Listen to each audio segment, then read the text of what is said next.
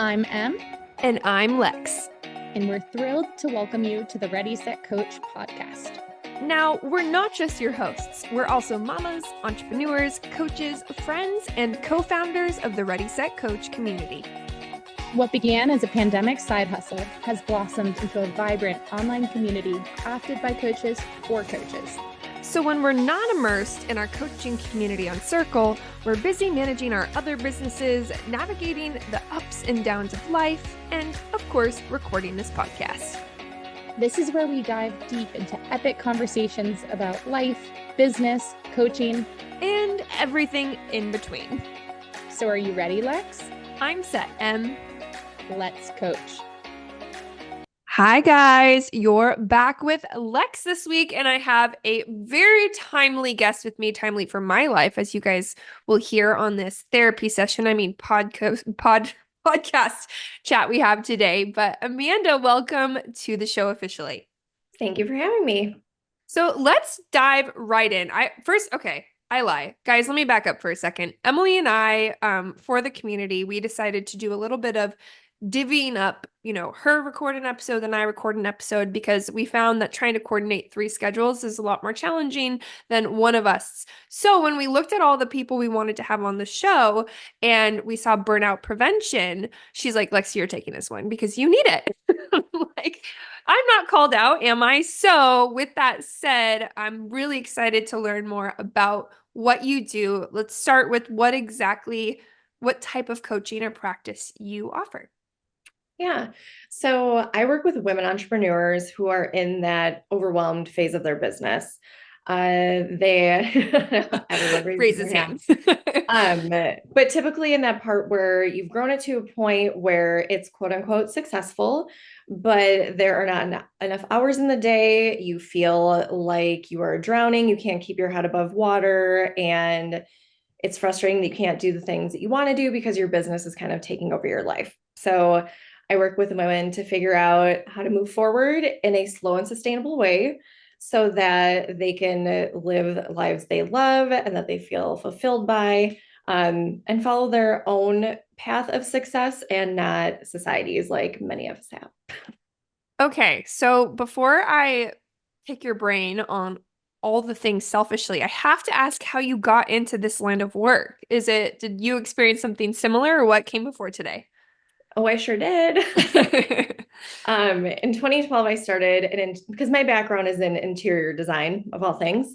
So I started a business in 2012 where I sourced accessories for big senior living companies. So anytime they had a renovation, we did all the finishing touches. So I grew that business really big, where I had, 5,000 square foot warehouse and a big team. And we were doing 7 figures a year, which is, of course, like the number everyone wants to hit, right? No small feat.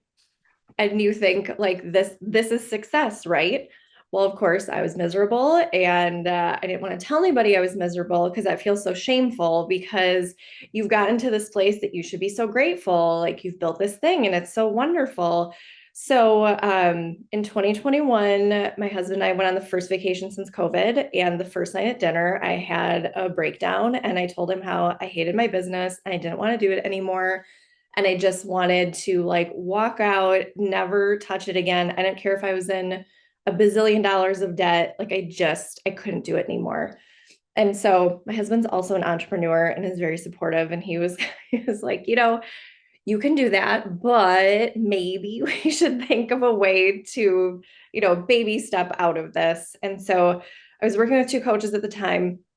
And so we figured out, how could we make life more sustainable for me while I figured out a way to exit or whatever else. So we restructured my business. And because to be honest, you get so big so fast that there's just so many things you just do.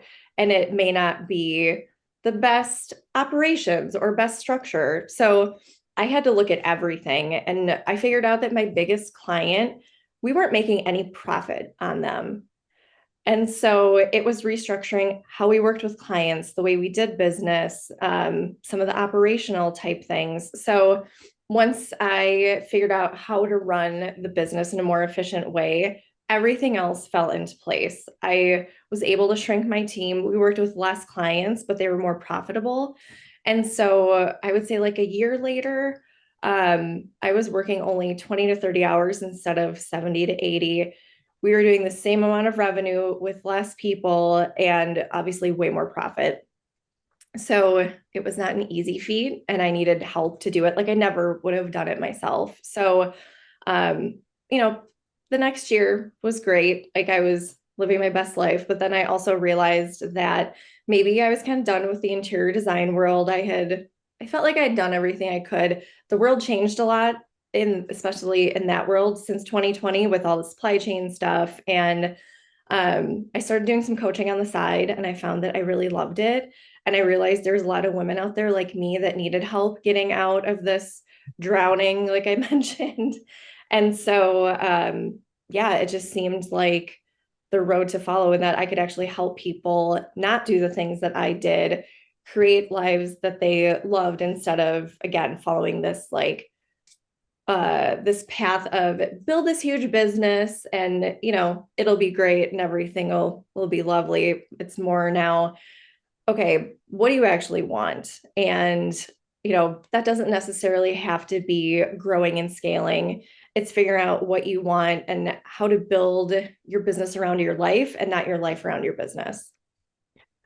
So here's where I want to go with this, because I think that what's really compelling or unknown to me is, while we can talk about things that you should do or you could do if you're starting tomorrow to prevent getting to that point, what about when you're Lexie Smith, you're drinking the fire hose and you're in it, and all of a sudden you look around yourself and you're like, wow, how did this happen? I don't even have time to shower, let alone think of, how to recoil this back. So what's the first step for someone like me? And I'm also curious, not to double stack questions, if you're working with people who are in it or if generally they come to you before.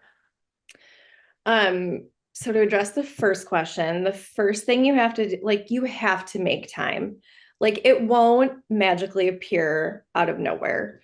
So, and it doesn't have to be, I'm taking a week off to figure this out. It can be small things. So I tell all of my clients, I'm like, first, like it's, in the coaching world, like we have to prove it can be done, right?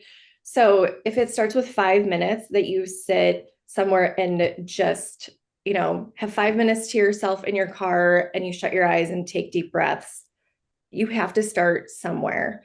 So with this, I'll tell my clients like, okay, is there a 20-minute chunk you can take this week to think about what are my numbers look like? Is there a way to audit? Because I know auditing your entire client list to be like, who's making us money is a big thing. But can you look at one of them and say, okay, here's what's working well, here's what's not. A lot of the time, it's like we just need to take the time for ourselves to calm ourselves down. Because when we come at things from a place of calm, we see more things versus when we're just on this like cortisol high of like, everything's happening and I need to do it all.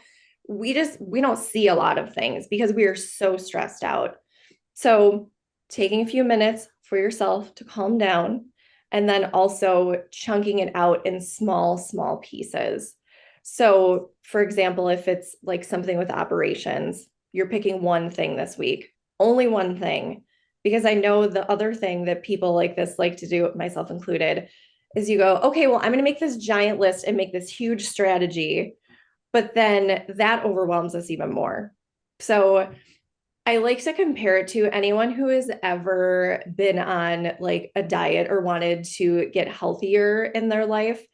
If we do one of those really restrictive programs where it's like, you can't have sugar, you can't have carbs, you can only eat vegetables for a month, most people don't make it the month. But if we say, okay, this week, no snacking, just that the whole week. And then maybe next week we pull in one more thing of like, okay, next week, drink more water. Doing it that way, you're typically going to stick with it and actually see results versus throwing everything at it all at once. I literally just looked around because I was about to hold up to camera my goldfish bag, because I tend to notice that when I'm in the fire hose moments, I'm maybe not, ironic is not the word. It's not ironic. I'm treating myself poorly. I'm drinking more coffee. I'm eating more snacks. I'm doing the things that I know are exactly the opposite of what I need to get out of this. And it's an interesting and very vulnerable thing for me to admit on this podcast that I'm in this moment right now, because there was a section of my life, especially through Ready Set Coach, when we were doing the group program, where I preached a lot of how not to get to this point. And then all of a sudden I wake up and here I am. And I think, what are there things that, if you're not quite at burnout mode, routines you can instill, check-in points to do? Like, how do you advise, are there little things we can do before we get here so that it's not so much scrambling to fix it and we don't get here all of a sudden? Yeah. And I'll say one thing that I did this when I started my business. I didn't look at what I actually wanted out of having a business, and I didn't look at my values. So at that breakdown moment, I realized that like two of my values were peace and freedom. But I had these giant fire hose clients that I couldn't say, oh, we can't take any more jobs. It had to be like, we either work with you or we don't. So I thought back to that. I'm like, if I would have had those values and like a direction in the beginning, I probably wouldn't have taken on that client, knowing that I had no control of it. I couldn't adjust the faucet. And so I would say checkpoints. One thing I tell, if you can do it, take time every morning to like, I say meditate. It doesn't have to be like anything, like you don't have to sit and listen to a guided meditation. If you just sit there and take deep breaths for 5 to 10 minutes, it helps your system calm down. And it just helps you start the day from a less stressed place, instead of like picking up your phone while you're still in bed and looking at emails. So not called out. It's fine. Again, there's no judgment, because this is all the things that I used to do. But that, like, we're immediately in that stressed out, like frantic state before we even start the day. So if we can not pick up our phone right away, take 5 minutes, take some deep breaths. If you want to do longer, a more organized practice, have at it. But that has been one of the biggest things that helped me. And again, it was like proving that I could take time for myself, even though it was small, because for so long, like my limiting belief was, I don't have time. I don't have time to do it. I don't have time to do all these things for myself. But the truth was I chose not to. Yeah. And by choosing not to, it was screwing everything else up, because it's like the dominoes. So taking that time for yourself. Another thing that helps me a lot, and I tell this to my clients, is at the end of the day, when you've had a stressful day and everything is, in your head, taking 5 minutes before you go to bed and emptying your head of all the things that you have to do tomorrow, your to-do list, to just get in a more peaceful mode before you go to sleep, because otherwise you wake up at 3 a.m. and are like, I forgot about this thing. And then you stay awake for another half an hour. So, so it's kind of like the bookends of like getting yourself calm in the morning, at the end of the day, getting rid of everything. I also am a big like ritual person of like, okay, so I do that thing, and then maybe I make myself a cup of tea before I go to bed, being like, I'm not thinking about work anymore. Now is wind down time before I go to sleep. Because again, I was the person that was on my laptop until 11:30, and then I brushed my teeth and washed my face if I wasn't so exhausted. And then I would just collapse into bed and wouldn't have a good night's sleep, would wake up and start the vicious cycle all over again. Hey everyone, Lex here. And Em. And if you haven't heard, we did something pretty darn cool. We sure did. We launched a completely free community built specifically for coaches. Say it again for the people in the back. We launched a free community for coaches. Tell them quickly who it's for and what we're doing inside, Lex. Sure thing. So it's for anyone from the coaching curious to side hustlers to coaches ready to scale. And through the virtual platform that we've built, we've created a safe and fun space to learn, launch, grow, connect, ideate, collaborate, vent, and evolve together. Nailed it, Lex. Now, while it's free, you must apply in order to gain a free membership. So we can make sure everyone inside is awesome, like us. Apply today at readysetcoachcommunity.com.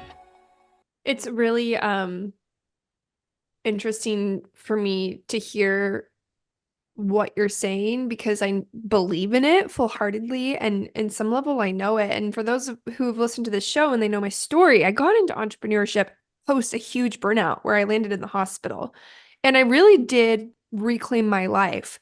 So it's almost frustrating now, circa however many years it's been, that I'm kind of starting to get back to the same place, and it's making me have these thoughts of, is this just me? Is this just going to be like every 5 years I'm going to hit burnout again? And is it cyclical? And I'm curious if you notice trends in people who burn out, if there's hope for people like me, or I don't know. Again, I told you this was going to turn into a therapy session, but here we are. I'm here for it.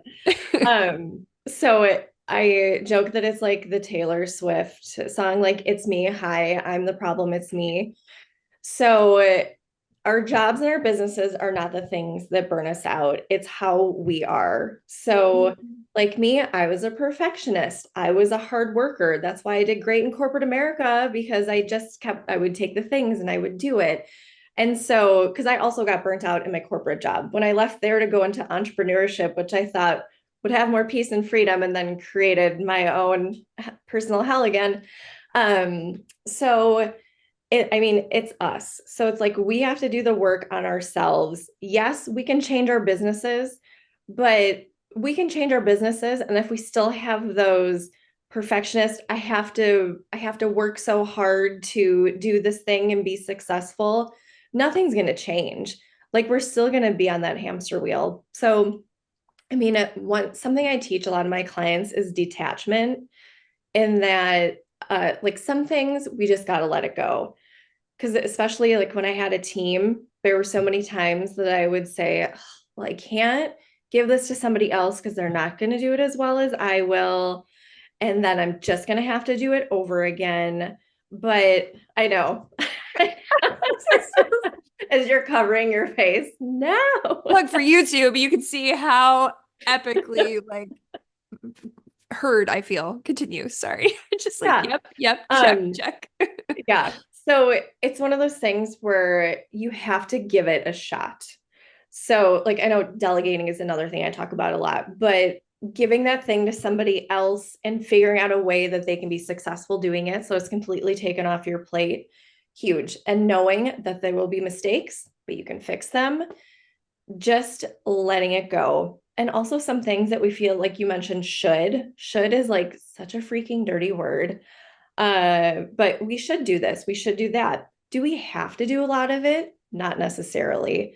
Like, I think about networking. Like, in my old business, people were like, you should be networking twice a week and you should be doing this. Well, it didn't necessarily matter for my business, so I didn't. But so many people were just like, well, how can you not do this? And blah, blah, blah. But it didn't make sense for me. I didn't do it. So it's like, so I have this great example of something that I held on to forever that I didn't have to. So in this business, we ordered so much product. I used to do all the ordering, and it took me 30 hours a week to do all this ordering because it was from so many different vendors and so many different projects. My admin, who was like my right-hand person, at one point, one of my coaches was like, could you hand that off to her? Do you think she could handle it? And I just kept thinking, oh, it's going to be a lot. It's going to be hard for me to give it to her. I don't know if she's going to like doing it. So I just asked, I said, would you be willing to do this? And she looked at me and said, well, yeah, I would love to do that because I'm already tracking where all the product is going anyway. So that would actually make my job easier. So I handed it over to her. It took a couple of weeks to figure it out, and she still had some questions. But it got to a point where she was so good at doing that thing. She was 100 times better at it than I was. She was way more accurate than I was. And she could do that job in half the time that I did.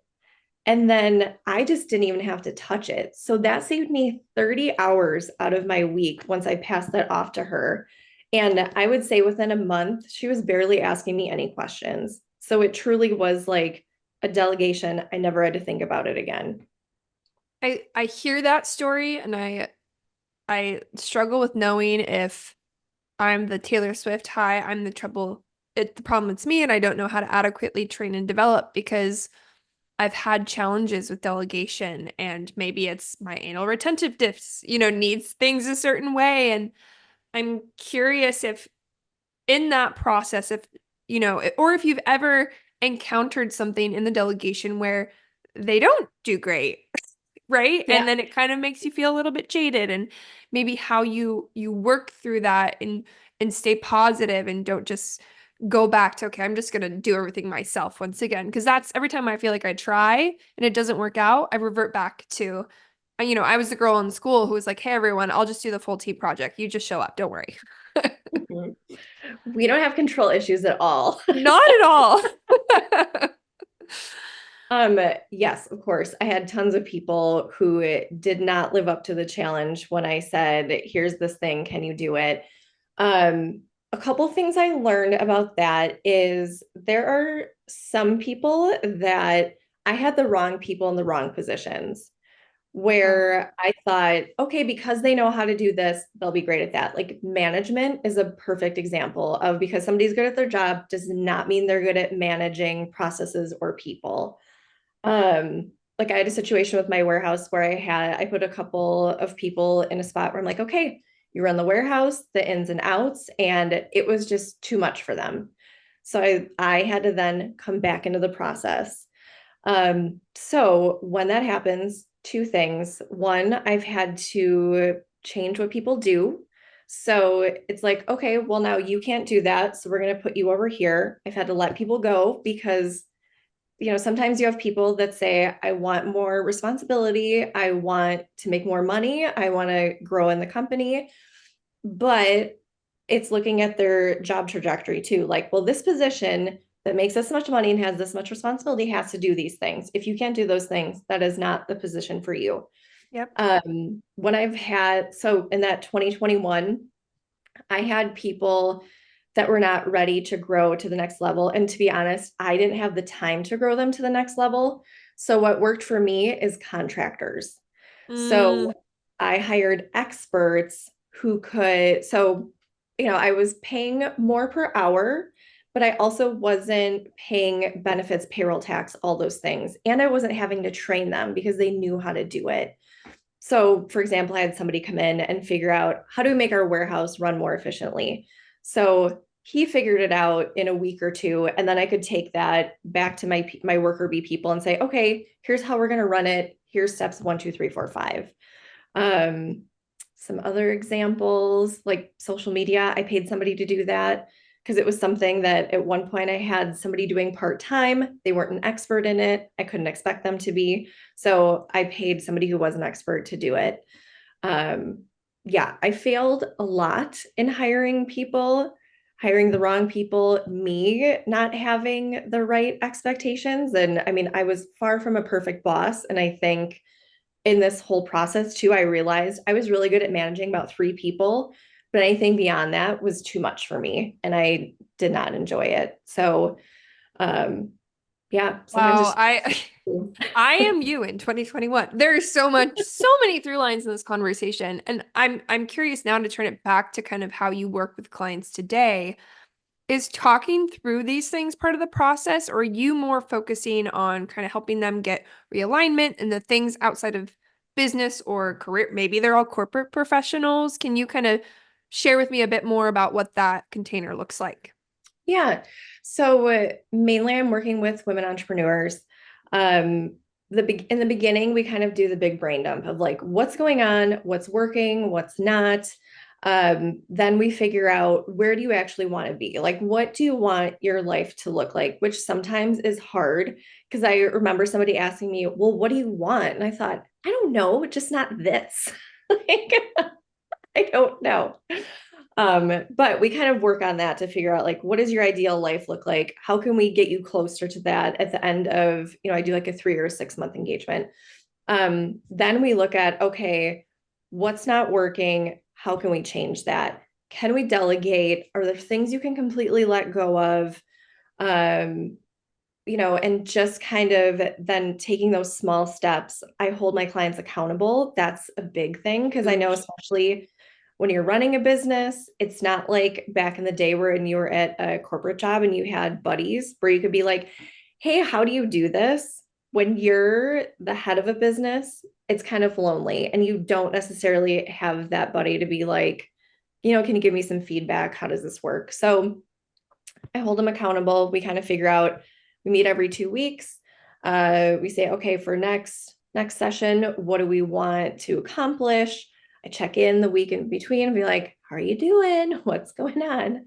And I'm also available in between sessions because I know sometimes things come up of like oh crap, I hate everything and I don't know how I'm going to get through this. So sometimes we have little pep talks through text and email. But my goal in that time of working together is getting my clients in a better place, whether that's figuring out how to carve out more space for themselves and taking care of themselves, how to restructure their business. Everybody's different and has different things that are kind of their pain points. So I'm a little bit customizable in that way. But the goal really is to just, get them closer to the life they want to leave and make it not so miserable.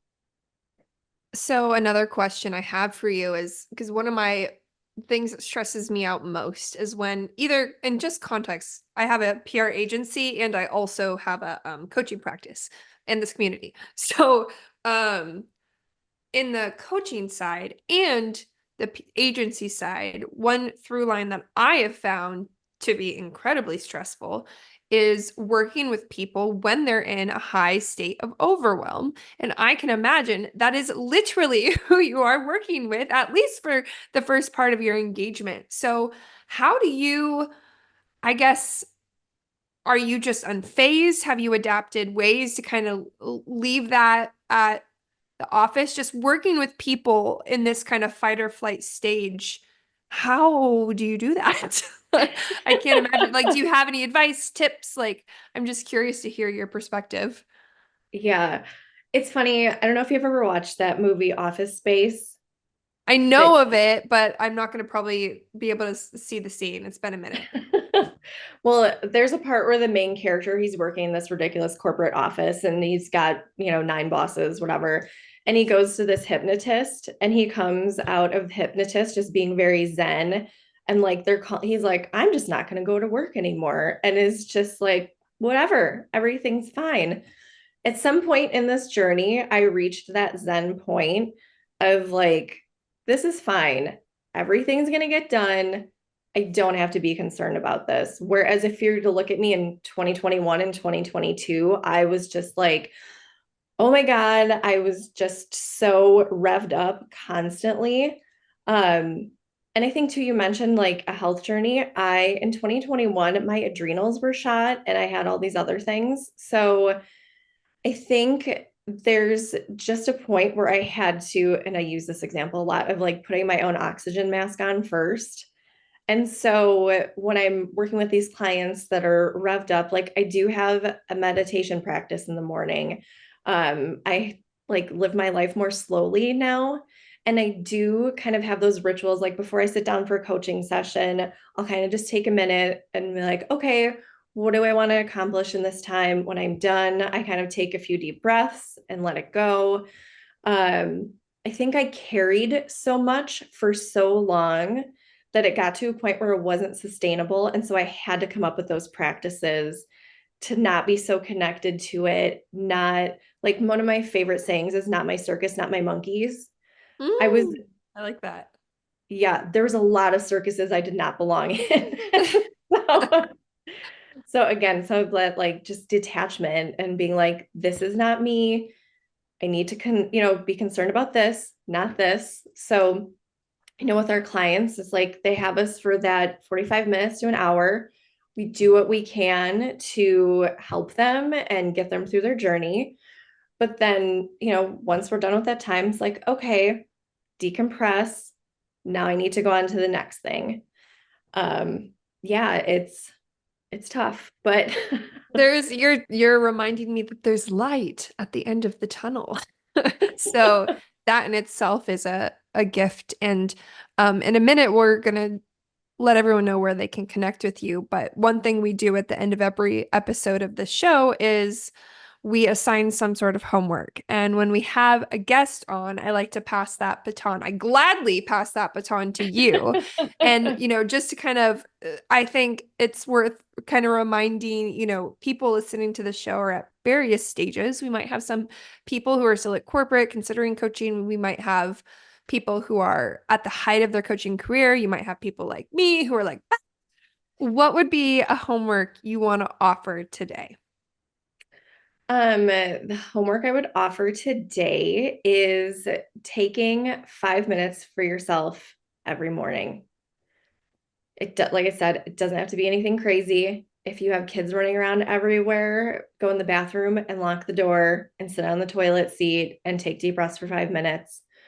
But just doing that, I bet will make a huge difference. And it's so funny how small that sounds, but to your point, like I'm like, wow, that sounds hard. I'd have to literally like lock the door. It's great homework. I'm gonna take that with me too. And last but not least, where can people go to learn more about working with you and connect? Yeah. You can find me on Instagram at element.8, EIGHT.coaching, or on my website, element-8.com. Amazing. Thank you so much for coming on the show today, for sharing just a snippet of your brilliance and sharing your story and letting me word vomit all my personal woes on you. It was truly helpful and like a very weird sign from the universe yet again that I ended up on this call with you today. But you guys, always please, if something one of our guests shares resonates with you, let them know. I think this world needs to be better at letting people know that we hear them and we see them. So thank you so much. And the last thing you are required to do is awkwardly sing our outro. And our outro just goes, the Ready, Set, Coach podcast, in whatever musical note comes out of your mouth. And don't worry, I'm going to do it with you. So on the count of 3, thank you guys for tuning in to the Ready, Set, Coach podcast. Yes, it's always that awkward. Thanks, guys. Bye. If you're enjoying the Ready, Set, Coach podcast, please leave a review wherever you are listening. For more information about Ready, Set, Coach, visit readysetcoachprogram.com.